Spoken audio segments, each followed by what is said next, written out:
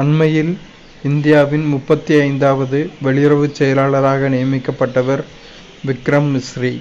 சமீபத்தில் இந்தியாவின் தொழில்முறை கோல்ஃப் சுற்றுப்பயணத்தின் புதிய தலைவராக நியமிக்கப்பட்டவர் கபில் தேவ், யாருக்கு 2024ஆம் ஆண்டுக்கான பென்பிண்டர் பரிசு வழங்கப்பட்டுள்ளது. அருந்ததி ராய் அண்மையில் நேட்டோவின் புதிய பொதுச் செயலாளராக நியமிக்கப்பட்ட மார்க் ரூட்டே எந்த நாட்டின் பிரதமர் ஆவார்? நெதர்லாந்து.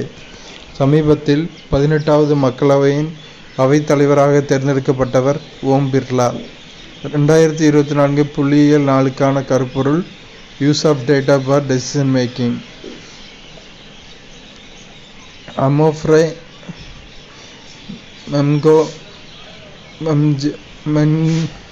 மென்கோசிபாலிட்டிஸ் என்றால் என்ன? மத்திய நரம்பு மண்டலத்தை தாக்கும் ஓர் அரிதான, பொதுவாக ஆபத்தான தொற்று. தனது முழு விலங்கினங்களின் சரிபார்ப்பு பட்டியலை தயாரித்த உலகின் முதல் நாடு இந்தியா. ஸ்னோ பிளைண்ட் என்றால் என்ன? தீம்பொருள், மால்வேர். தென்னாப்பிரிக்க அணியை வீழ்த்தி 9வது ICC ஆடவர் T20 உலகக்கோப்பையை வென்ற அணி இந்தியா. அண்மையில் இ-சங்கிகி என்ற வலைதளத்தை உருவாக்கிய அமைச்சகம் எது? புள்ளியியல் மற்றும் திட்ட அமலாக்க அமைச்சகம். சமீபத்தில் நிலையான ட்ரைநைட்ரோ டொலுயினை விட 2.01 மடங்கு அதிக ஆபத்தான செபக்ஸ்-2 வெற்றிகரமாக உருவாக்கி சான்றளித்துள்ள நாடு இந்தியா. INS ரன்வீர் சார்ந்த வகை ராஜ்புத். ஒவ்வொரு ஆண்டும் சரக்குகள் மற்றும் சேவைகள் வரி GST-னால் அனுசரிக்கப்படுகிற தேதி ஜூலை 1.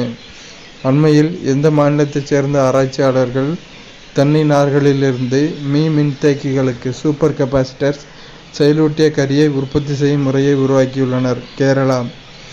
MK ரஞ்சித் சிங். பலர் எதிர் இந்திய ஒன்றியம் மற்றும் பலர் வழக்குடன் தொடர்புடைய பிரச்சினை தட்பவெப்பநிலை மாற்றம். 2024 செயற்கை நுண்ணறிவு தயார்நிலை குறியீட்டில் AIPI இந்தியாவின் தரநிலை 72வது.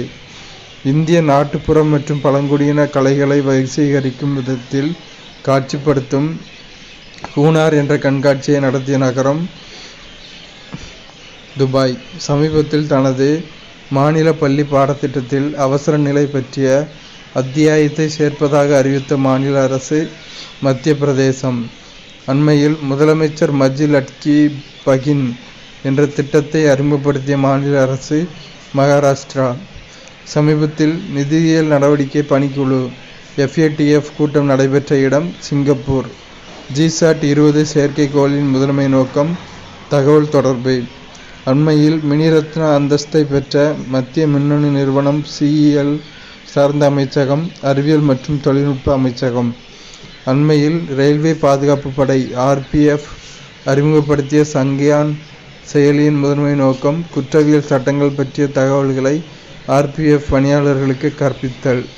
அனைவருக்கும் ஆரோக்கியத்தை உறுதி செய்வதற்காக சமீபத்தில் மெய்நிகர் NQAS மதிப்பீடு மற்றும் தள உணவு உரிம முயற்சியை தொடங்கியுள்ள அமைச்சகம் சுகாதாரம் மற்றும் குடும்ப நல அமைச்சகம். சமீபத்தில் ஈராண்டுக்கு ஒருமுறை நடைபெறும் ரிம் ஆஃப் தி பசிபிக் பயிற்சியின் 29வது பதிப்பு நடைபெற்ற இடம் ஹவாய், அமெரிக்கா. கேசவர் திருக்கோவில் அமைந்துள்ள மாநிலம் கர்நாடகா.